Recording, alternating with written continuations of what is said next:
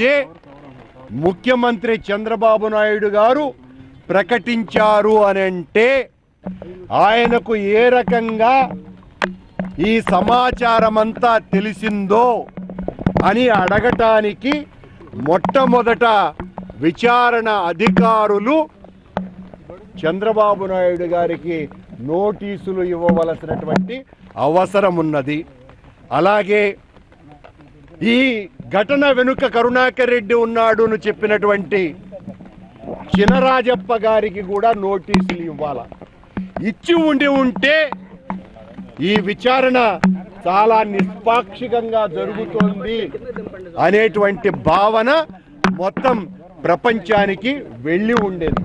కానీ చంద్రబాబు నాయుడు గారు నా పేరు చెప్పిన తర్వాత ఈ ఘటనతో ఏమాత్రము కూడా సంబంధము లేనటువంటి కనీసం రవింతైనా కూడా ఆ ముద్రగడ చేసినటువంటి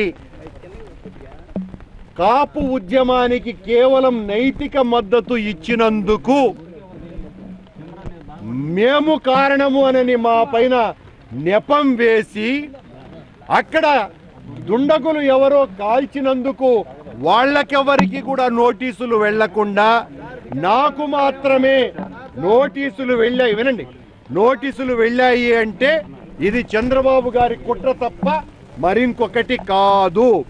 మొట్టమొదట చంద్రబాబు గారికి నోటీసులు ఇచ్చి పోలీసు అధికారులు తమ నిష్పాక్షికతను చాటుకోవాల్సిందిగా డిమాండ్ చేస్తున్నా. ఈ ఘటనతో నాకు ఏ రకమైనటువంటి సంబంధము లేదు. విచారణ నన్ను చేసినటువంటి అధికారులు హరికృష్ణ గారు కానీ భాస్కర్ గారు కానీ ఇతర అధికారులు నిజంగా ఈ విచారణ నిజాయితీగా చెయ్యాలన్నటువంటి తపన వాళ్ళల్లో ఉన్నది. ఆ తపన వాళ్ళల్లో ఉన్నటువంటి నిజాయితీ నాకు కనపడ్డది. కానీ ముఖ్యమంత్రి చంద్రబాబు ఎప్పుడైతే నా పేరు చెప్పాడో ఈ విచారణ నిష్పాక్షికతను కోల్పోయింది. ఘటనకు బాధ్యులైనటువంటి వాళ్లను పట్టుకోకుండా చంద్రబాబు గారిని వ్యతిరేకించేటువంటి ప్రత్యర్థి రాజకీయ నాయకులను ఈ కుట్రలో భాగస్వాములు చెయ్యాలన్నటువంటి చంద్రబాబు నాయుడు గారి కుతంత్రం కనపడుతోంది తప్ప లేకపోతే పూర్తిగా పోలీసు అధికారులకే ఈ విచారణ బాధ్యత అప్పగించి ఉంటే దుండగులను పట్టడం అత్యంత తేలికైనటువంటి విషయం.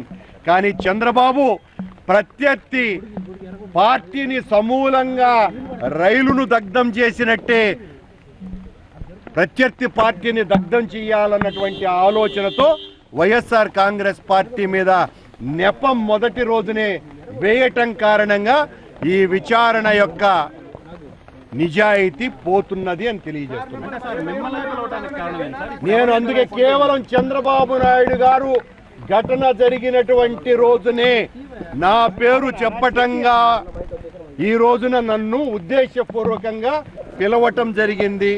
ఏ రకంగా కేసులో ఇరికిద్దామని చంద్రబాబు నాయుడు గారు విశ్వ ప్రయత్నం చేస్తున్నా ఏ రకమైనటువంటి ఆధారాలు లేవు, దానికి నాతో సంబంధం లేదు. కాబట్టి నిష్పాక్షికంగా నిజాయితీగా వ్యవహరిస్తున్నటువంటి హరికృష్ణ గారు, భాస్కర్ గారు, మిగతా అధికారులు ఈ ఘటనతో నాకు ఏ రకమైనటువంటి సంబంధం ఉంది అనే విషయాలు వాళ్ళు అడగటం జరిగింది. ఏ రకంగానూ నాకు సంబంధం లేదు కాబట్టి బయటికి రావటం. మీకేం సంబంధం అని అడుగుతారు కదండి, అడగకుండా ఎట్లా పోతారు?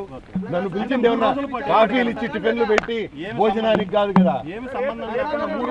ఏ సంబంధము లేకుండానే నన్ను పిలిచారు అంటే చంద్రబాబు గారి పాత్ర ఎంత గొప్పగా ఉన్నదో అర్థం చేసుకోవాల్సిందిగా మొత్తం ప్రజానీకానికి విజ్ఞప్తి చేస్తున్నారు. వాళ్ళు ఎప్పుడు అవసరమని వాళ్ళు భావిస్తే ఎప్పుడైనా రావటానికి నేను సిద్ధంగా ఉన్నా. తప్పు చేయనటువంటి వాడు భయపడేటువంటి ప్రసక్తి లేనే లేదు. పదే పదే చంద్రబాబు నాయుడు గారు పిలవమని చెప్తున్నారు కాబట్టి నన్ను పిలుస్తున్నారు. దీనికి ఇంత పెద్ద ప్రశ్న అవసరం లేదు, సమాధానం అవసరం లేదు. అయ్యా ఓకేనండి, చెప్పండి. ఇంకా ఏమన్నా ఉంటే చెప్పండి. ప్రభుత్వం చంద్రబాబు అనేటువంటి రాజకీయ ద్రోహి, ప్రజా విద్రోహి, ప్రజలకు కంటకమైనటువంటి పాలన అందిస్తూ ఆ సమస్యల నుంచి ప్రజల్ని పక్కదారి మళ్లించటం కోసమని నిజాయితీతో పోరాడుతున్నటువంటి వైఎస్ఆర్ కాంగ్రెస్ పార్టీ మీద బురద జల్లి నిందారోపణలు మోపి మమ్మల్ని సంఘ విద్రోహ శక్తులుగా చిత్రీకరించటం కోసమని ఈ కేసులో ఇరికించాలని విశ్వ ప్రయత్నం చేస్తున్నాడు చంద్రబాబు నాయుడు గారు. సార్, అధికారులతో మీరు విచారణ జరిగింది. ఈ విచారణలో అధికారులు మీ పాత్ర లేదని వాళ్ళు ఒక అవగాహన వచ్చినట్టు మీకే అది వాళ్ళు చెప్తారండి. మీకు అనిపించిందా సార్? నా పాత్ర ఉంటే కదా వాళ్ళు ఏమనుకుంటున్నారు అన్నటువంటి విషయానికి మీ విచారణ తర్వాత వాళ్ళు చాలా నిజాయితీగా వ్యవహరిస్తున్నారు అన్నటువంటి అభిప్రాయం నాకు మనస్ఫూర్తిగా కలిగింది.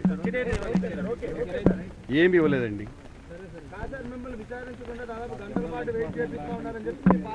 అవునండి, విచారించినారు. నన్నేం కూర్చోబెట్టి భోజనాలు పెట్టి కాఫీలు ఇచ్చి టీ ఇడ్డన్లు ఇచ్చి పంపల. విచారణలో ఉన్నాను నేను. నన్ను మానసికంగా హింసించేటువంటి శక్తి సామర్థ్యాలు ఎవ్వరికీ లేవు.